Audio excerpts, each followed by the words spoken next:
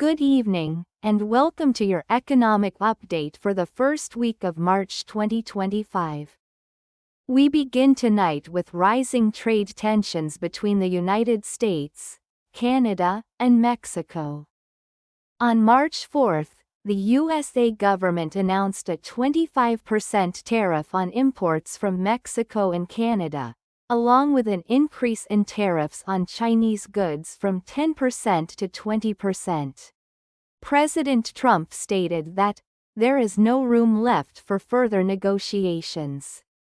In response, Canada retaliated by imposing 25% tariffs on $155 billion worth of USA goods, with half of the measures taking effect immediately and the rest to follow on March 25.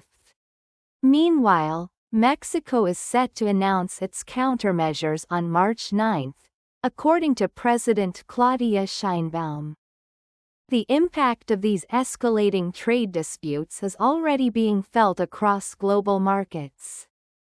The USA stock market reacted swiftly to the tariff announcements. The S&P 500 fell 1.8%, marking its largest single-day decline this year. The Nasdaq Composite tumbled 2.6%, while the Dow Jones Industrial Average dropped 1.5%. However, oil markets told a different story. Brent crude prices surged past $71 per barrel, following remarks from Russia's deputy prime minister, who suggested that OPEC might reconsider its decision to increase oil production. These developments signal heightened volatility in global financial markets.